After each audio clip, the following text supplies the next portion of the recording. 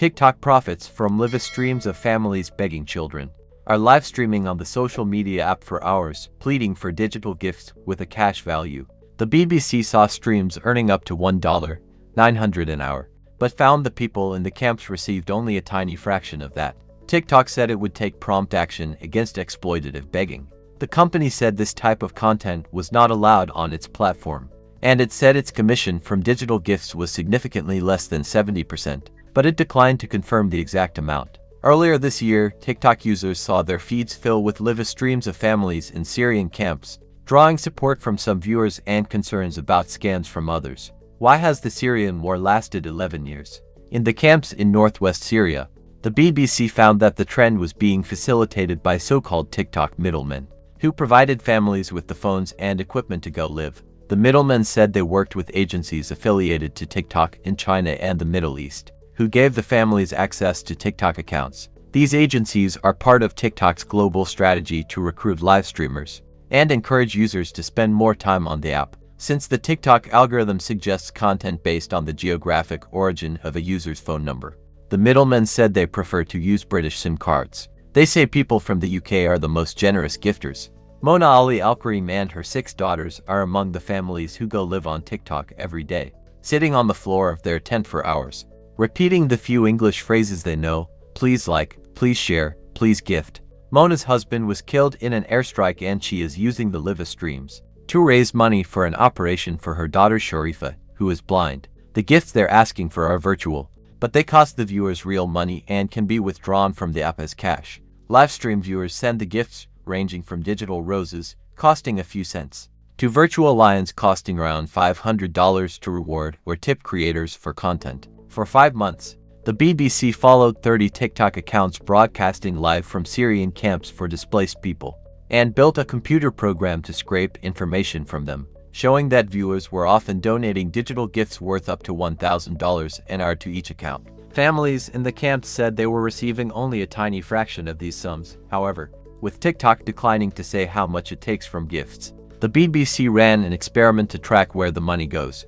A reporter in Syria contacted one of the TikTok-affiliated agencies, saying he was living in the camps. He obtained an account and went live, while BBC staff in London sent TikTok gifts worth $106 from another account. At the end of the live stream, the balance of the Syrian test account was $33. TikTok had taken 69% of the value of the gifts. TikTok influencer and ex-professional rugby player Keith Mason donated £300, $330, during one family's livestream and encouraged his nearly 1 million followers to do the same. When told by the BBC that most of these funds were taken by the social media company, he said it was ridiculous and unfair to families in Syria. You've got to have some transparency. To me, that's very greedy. It's greed, he said. The $33 remaining from the BBC's $106 gift was reduced by a further 10%. When it was withdrawn from the local money transfer shop, TikTok middlemen would take 35% of the remainder, leaving a family with just $19. Hamid, one of the TikTok middlemen in the camps, told the BBC he had sold his livestock to pay for a mobile phone, SIM card and Wi-Fi connection to work with families on TikTok. He now broadcasts with 12 different families for several hours a day. Hamid said he uses TikTok to help families make a living. He pays them most of the profits, minus his running costs, he said. Like the other middlemen, Hamid said he was supported by live agencies in China, who work directly with TikTok. They help us if we have any problems with the app. They unlock blocked accounts. We give them the name of the page, the profile picture, and they open the account, Hamid said. Agencies like these, known as live streaming guilds and based all around the world, are contracted by TikTok to help content creators produce more appealing live streams. TikTok pays them a commission according to the duration of live streams and the value of gifts received, the agencies told the BBC. The emphasis on duration means TikTokers, including children in the Syrian camps, go live for hours at a time. Marwa Fatafta, from digital rights organization Access Now, says these live streams run contrary to TikTok's own policies to prevent the harm, endangerment, or exploitation of minors on the platform. TikTok clearly states that users are not allowed to explicitly solicit gifts, so this is a clear violation of their own terms of services, as well as the rights of these people, she said.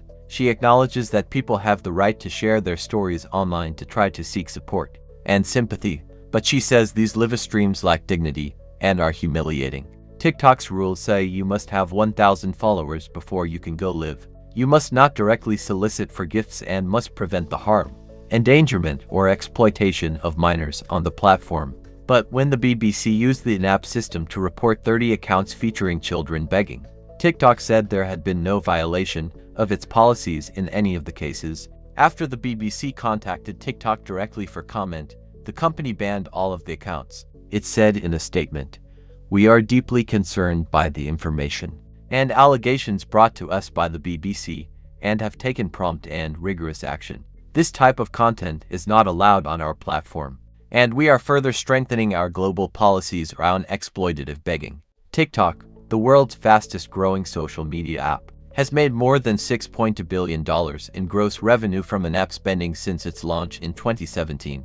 According to analytics company Sensor Tower, the BBC approached several charities working in Syria to support families in the camps as an alternative to making money on TikTok Live. A local charity, Takaful Al-Sham, said it would provide basic supplies to the families for the next 3 months, helping the children find schools and covering their educational expenses. But for many in the camps, there are few options to make money other than begging online. Hundreds of families continue to go live every day, and most of the money donated is still going to TikTok.